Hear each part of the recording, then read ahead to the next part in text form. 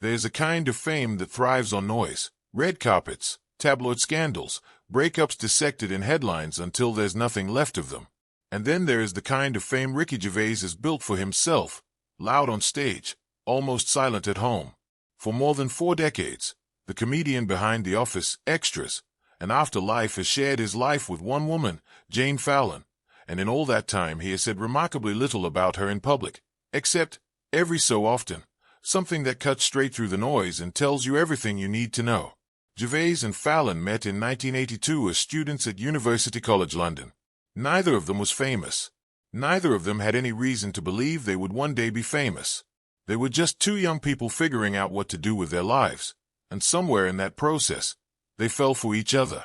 2 years later they moved in together, into a small flat in London's King's Cross neighborhood, in a part of the city that was, by Gervais' own description, rough around the edges. It was not a glamorous beginning. It was the beginning 2 broke 20-somethings have, full of uncertainty and very little money, in a flat situated above what he has since described, with characteristic bluntness, as a seedy sauna. He has told the story of those years more than once, and it never sounds like nostalgia dressed up for an interview. It sounds like a man who genuinely remembers being poor and remembers it fondly only because of who he was poor with.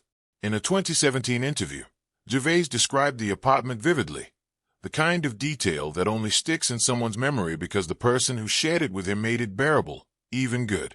There was no career yet, no security, no plan that resembled the one his life eventually took. There was just the 2 of them, navigating London on very little money, betting on each other before either of them had anything resembling proof that the bet would pay off. What makes the story remarkable is not that it started modestly. Most love stories do. What makes it remarkable is that it never stopped. Gervais would not find real fame until he was nearly 40 years old, when The Office turned him into one of the most recognizable comedic voices in Britain. By the time the world started paying attention to him, he and Jane had already been together for the better part of 2 decades. She was not a famous person's girlfriend learning to live in his spotlight. She had already been there, in the small flat, in the lean years, long before there was any spotlight to speak of. By the time success arrived, the relationship had already survived the hardest test most couples face, building something out of nothing, with no guarantee it would ever turn into anything more. Fallon built her own career rather than orbiting his. She worked for years as a script editor and producer on British television, contributing to acclaimed dramas including This Life and Teachers, shows that built her own reputation in the industry, independent of anything to do with Gervais. It was not until later in life, after a long career behind the camera, that she pivoted to writing novels. Her debut, Getting Rid of Matthew, came out in 2007, and she has since published a string of further titles, building a genuine second career as an author with her own readership. By any reasonable measure, she built a complete, independent professional life alongside one of the most famous comedians in the world, without ever disappearing into his shadow or being defined purely as Ricky Gervais' partner. That distinction matters, because it shapes the entire nature of their relationship. This was never a dynamic where one person's success carried the other along. Both of them worked. Both of them built careers in television, on separate projects, with separate ambitions, for years before either of them became a household name. When recognition eventually came for each of them, his loud and global, Hayes quieter but steady, it came on the back of decades of independent effort. That kind of parallel ambition, 2 careers developing side by side without either person needing the other to succeed, is rarer in long relationships than people often assume, and it may be part of why theirs has lasted as long as it has. For most of their relationship, Gervais and Fallon have kept things deliberately private. They do not perform their love story for cameras. They are rarely seen feeding stories to the press about each other, and when they do appear in public together, it tends to be in support of each other's work rather than as a couple putting on a show. That restraint is, in its own way, part of the love story. In an industry where relationships are constantly mined for content, theirs has largely stayed off the table, which has only made the rare moments Gervais does speak about her land harder. One of those moments came in 2010, when Gervais was asked, as he so often has been, why he and Jane never married. His answer became one of his most quoted lines about their relationship. He said they were married in every sense that mattered, that everything between them was shared, and that their unofficial arrangement had already outlasted plenty of real marriages.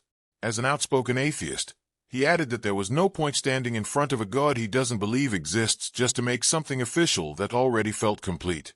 It was a typically blunt, typically funny answer, and also a quietly devastating one, because underneath the joke was a plain admission.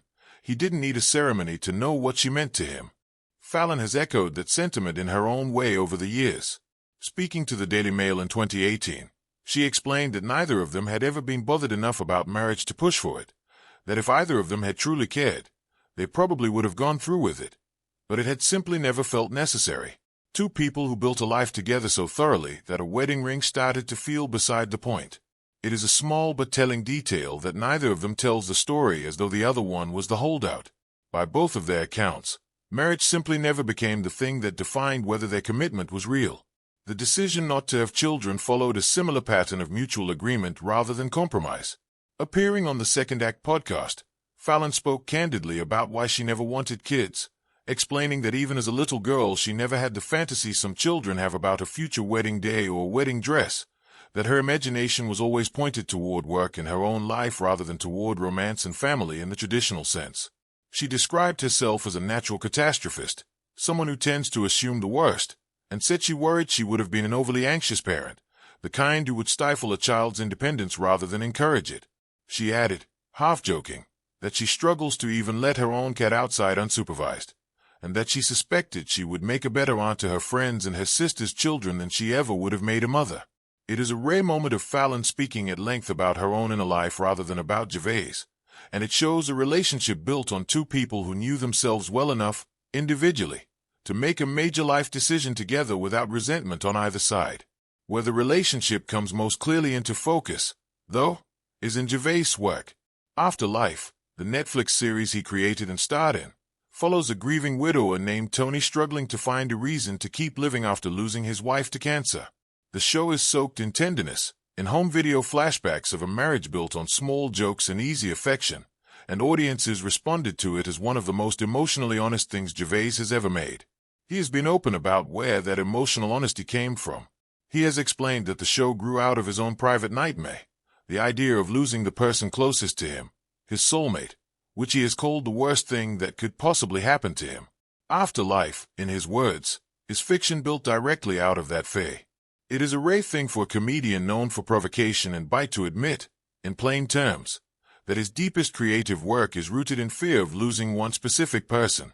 But Gervais has said exactly that, more than once and in more than one interview, describing Jane as his soulmate and saying that he has never felt lonely because of her. He has made similar comments in other interviews over the years, returning again and again to the same basic idea, that whatever chaos exists in his public persona, his private life has been anchored by the same one person since before anyone outside his immediate circle knew his name. For a public figure who built a career partly on skewering sentimentality, it is a striking thing to hear him speak with no irony at all. That sincerity has surfaced again whenever interviewers have pushed him on the subject. During a 2022 appearance on The One Show, when the conversation turned to his long relationship with Fallon following the emotional reception to Afterlife, Gervais again found himself fielding questions about why, after everything, he has never felt the need to formalize what the two of them already consider settled. The answer was consistent with everything he had said over the preceding decade. Marriage was never the missing piece, because the partnership itself had never been in question. That consistency becomes even more pointed now that both Gervais and Fallon have crossed into their mid-60s, an age at which the comedian has increasingly turned his stand-up toward mortality, aging, and the inevitability of death, most directly in his special mortality. It is the kind of material that invites him to talk, in his own roundabout way, about what actually matters to him after a life spent making people laugh.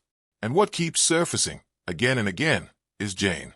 Even in material built around jokes about dying, the through line of his most personal work keeps circling back to the same fear that shaped Afterlife years earlier.